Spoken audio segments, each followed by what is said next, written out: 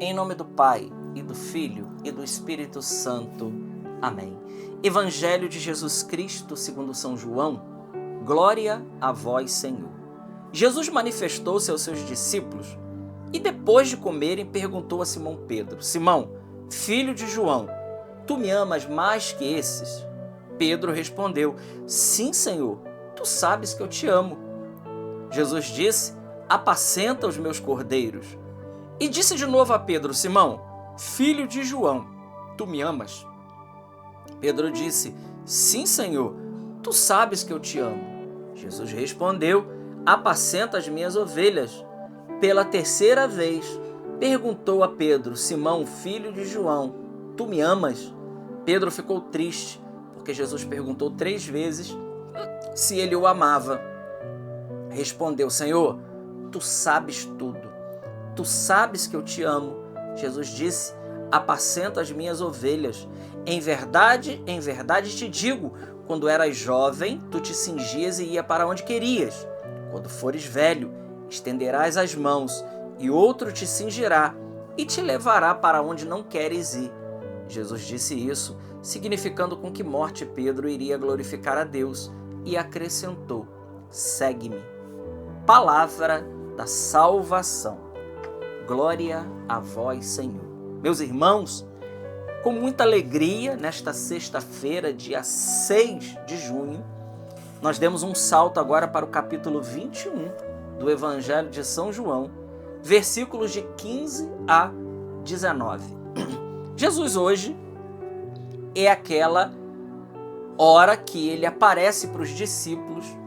E Jesus, depois de dar provas e de testemunhar que é ele mesmo e que ele está vivo e ressuscitado, Jesus então faz essas 3 perguntas para Pedro. Meus irmãos, esse evangelho é muito rico e nós teremos aqui muitas, mas muitas coisas para dizer.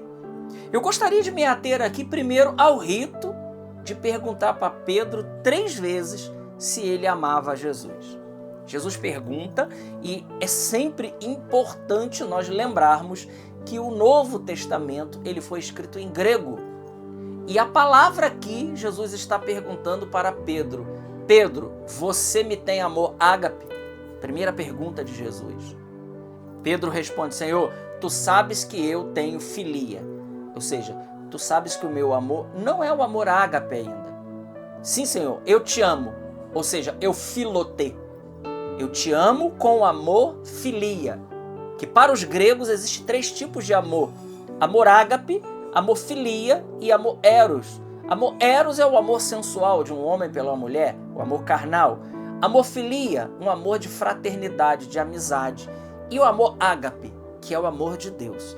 Então Jesus pergunta com ágape: você tem ágape por mim? E Pedro responde: Senhor, eu tenho filia pelo Senhor. Novamente, Jesus pergunta com o verbo ágape. E Pedro responde mais uma vez com o amor filia. Na terceira vez, Jesus muda o verbo e pergunta: Pedro, você tem amor filia por mim? E Pedro fica triste. Jesus desce o nível da pergunta. E Pedro, com toda a sinceridade do seu coração, Pedro, Senhor, diz: Senhor, tu sabes tudo. O Senhor sabe que eu tenho amor filia. Ou seja, irmãos, Pedro aqui, ele reconhece que ele não ama ainda o suficiente. Ou pelo menos, ele não ama ainda com o amor sobrenatural que Jesus estava ali pedindo dele. O que o Senhor pede de nós é amor, caridade. Não amor simplesmente filia, e nem muito menos um amor eros, um amor simplesmente humano nesse sentido. Não. O Senhor, ele espera encontrar em nós amor ágape, né? Então Pedro, com toda a sinceridade do coração, Pedro responde para Jesus: Senhor, o Senhor sabe que eu não cheguei lá ainda. Eu não cheguei lá ainda. Eu estou lutando. E Jesus, então, com isso também, ele faz 2 coisas. Primeiro, esse rito de perguntar 3 vezes, entre o povo semita, era um rito de investidura. Jesus estava confirmando Pedro no cargo de primeiro chefe da igreja, de primeiro papa da igreja. Jesus estava confirmando em Pedro a autoridade que ele tinha dito em Mateus 16, 18. Tu és Pedro, e sobre você edificarei a minha igreja. Agora, em João 21, Jesus está simplesmente, com esse rito de investidura, ratificando e confirmando Pedro nesta função, neste serviço de doação. Por isso, lá no lava-pés, Jesus disse, olha, se eu não lavar os teus pés, você não terá parte comigo. Se eu, vosso mestre e Senhor, vos lavei os pés, vocês também devem lavar os pés uns dos outros. Eu estou dando um exemplo para que vocês copiem depois. É como se Jesus estivesse agora lembrando para Pedro tudo aquilo que ele tinha ensinado e agora com esse gesto está ratificando em Pedro, consolidando em Pedro o seu pontificado de primeiro líder da igreja, cabeça visível de um Deus invisível. Que coisa maravilhosa. E isso aqui para nós é algo assim estarrecedor. Jesus cura o coração de Pedro e Jesus confirma Pedro no cargo que estava concedendo para ele. E Pedro, com toda sinceridade, e claro, Jesus depois ainda diz, olha, quando você for mais velho, vão te levar para onde você não quer e outro irá te cingir. Jesus já estava revelando para ele que Pedro iria glorificar a ele com a sua morte. E tanto isso é verdade que, segundo a tradição, Pedro morreu por volta do ano 67, 68, em Roma, crucificado de cabeça para baixo. Deu a vida. Literalmente, Pedro deu a vida por Jesus. Aliás, todos os 25 primeiros papas foram mártires.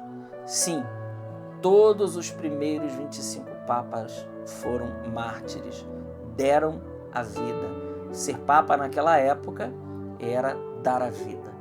Seja pela perseguição de Nero, de Valeriano, Diocleciano e companhia limitada, as 7 grandes perseguições que são comparadas às 7 pragas do Egito. Então a igreja nascente, ela viveu essas 7 grandes perseguições, passando de Nero até Diocleciano. A igreja viveu esse grande martírio, porque estava confirmada e alicerçada naquilo que Jesus tinha instituído sobre Pedro. Por isso Jesus vem aqui e cura o coração daquele apóstolo. E claro, Jesus volta aqui ao céu, na sua ascensão, e até o dia de Pentecostes, o coração dos discípulos estava ainda com muito medo. Não tinha sido inaugurado ainda o tempo do Espírito Santo na vida da igreja nascente.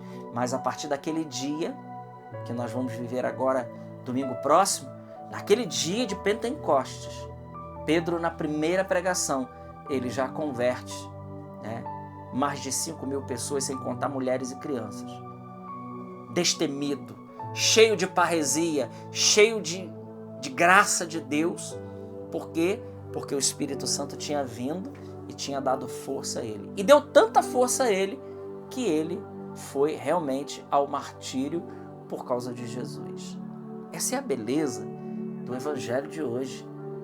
Jesus que vem, se mostra vivo, ressuscitado, confirma a missão, sopra mais uma vez o Espírito Santo, e na ascensão ele promete um grande derramamento do Espírito Santo que daria força e que faria dos discípulos e de cada um de nós testemunhas de Jesus Cristo, de testemunhas da verdade e da palavra de Deus.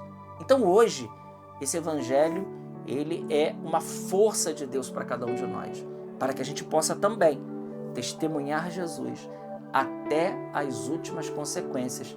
Assim como fez Pedro, nós sigamos os passos do nosso Mestre Jesus e de todos aqueles que o Senhor foi suscitando para estar à frente da sua igreja. Glória ao Pai, ao Filho e ao Espírito Santo, como era no princípio, agora e sempre. Amém. Salve Maria Imaculada.